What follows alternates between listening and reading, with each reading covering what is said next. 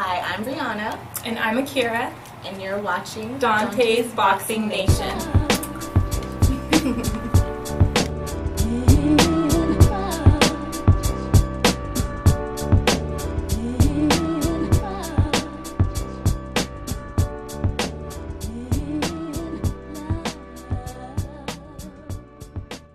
Dante's Boxing Nation, what's going on, guys? So apparently Adrian Broner, he agrees with Floyd Mayweather when Mayweather said that he believes Canelo would beat Gennady Golovkin. Broner, he said he believes that Canelo would not only beat him, but he would knock Golovkin out. And one of the main reasons he says that is because he looks at, like the majority of people, he looks at, of course, the Kell Brook fight. And he said if Kell Brook was a natural middleweight, Kell Brook would have knocked out Gennady Golovkin. So I thought that was pretty interesting that he said that. You know, first of all, when it comes to the Canelo versus Golovkin situation, I'm still not sure who I would lean towards in that fight. There were times when, after I looked at the Kell Brook fight, I did say, you know what, if Kell could do this, Canelo probably could beat Golovkin. But then when I looked at the Canelo versus Khan fight, and I seen how easy Amir Khan was outboxing Canelo and using the jab, I then said, you know what, I could see Gennady Golovkin out jabbing and possibly surprising people and outboxing Canelo Alvarez, and then possibly walking him down and stopping him, maybe, or hurting him bad like he did David Lemieux. But I'm kind of up in the air with it right now. You know, I really want to see how Canelo looks against Chavez, since that's going to be his debut at the middleweight division, or really damn near the super middleweight division. So, you know, if he just walks through Chavez and Chavez looks like he's in shape and he really trains for this fight, and Canelo just walks through him, that would be really impressive. And I might even lean towards Canelo, but you know, this is just talking because we never know if that fight is ever going to take place. Of course, Golovkin still has a tough fight against Danny Jacobs. We don't even know if he'll get past Danny Jacobs, even though he is the favorite. But I truly believe a Golovkin versus Canelo fight really depends on how Golovkin looks against Danny Jacobs. Now, if Golovkin beats Danny Jacobs, but he looks vulnerable the way he did in the Kell Brook fight, then we'll most likely see Golovkin versus Canelo next. But if Golovkin just blows Danny Jacobs out of the water like he did Dominic Wade, then we probably will never see that fight. That's just my 2 cents. Now, when it comes to what Adrian Broner said about Kell Brook, if Kell Brook was a natural middleweight, he would have knocked out Golovkin. To a certain extent, I agree with what Adrian Broner said.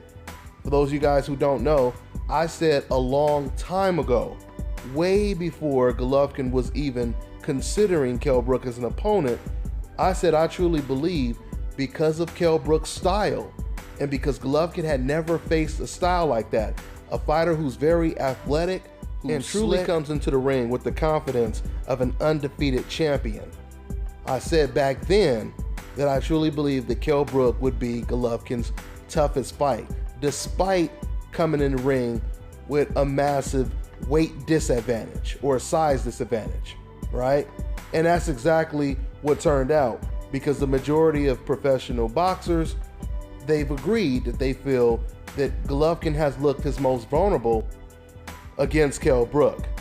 Now, don't forget, he looked slightly vulnerable in the Willie Monroe fight, and he looked really vulnerable in the Kassim Ouma fight. The Kassim Ouma fight was life and death for Gennady Golovkin.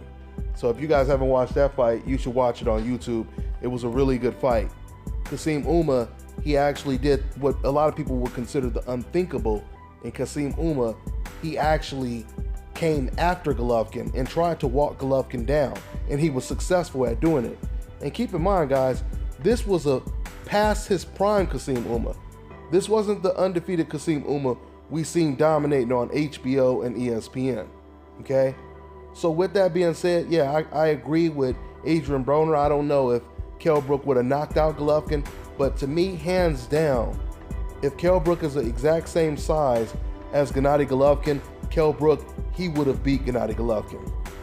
Now, I mean, for some of you fans that say, oh, he did nothing at all he did was just run, etc., etc., If that was the case, how do you explain the fact that Kell Brook, he did more damage in 4 rounds than Martin Murray did in almost 12 rounds? And keep in mind, Martin Murray, he moved the whole night and he was nowhere near as successful as Kell Brook was in 4 rounds. Also, if you talk about Kell Brook, quote unquote, running, then you have to ask yourself, why isn't Gennady Golovkin cutting off the ring and taking, a person who's running out within the first couple rounds? We see Mike Tyson do this against a lot of opponents. Michael Spinks comes to mind. Michael Spinks was constantly moving in the ring, and Mike Tyson knocked him out, I believe, in the first or the second round? Because he was cutting the ring off.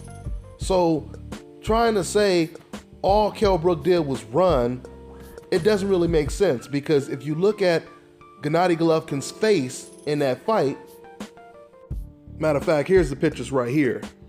If you look at his face right now, his face tells a different story. It doesn't look like he was in the ring with a guy who was running from him. It looks like he was in the ring with a guy that was punching him in the face. Not only that, but once again, if Kell Brook did nothing but run, there would be no professional fighters that actually do this for a living, like Adrian Broner, who are basically saying he looked vulnerable in the Kell Brook fight. And if it wasn't for Kell Brook being a natural welterweight, the fight would have probably ended in a different way. Because if you think about it, Broner didn't say this about the Martin Murray fight. He didn't say, well, if Martin Murray was a little bit stronger, had some power, he would have knocked him out. He didn't say that. He's only talking about Kell Brook. He could have mentioned, or he could have named any of Gennady Golovkin's opponents, but he decided to reference Kell Brook.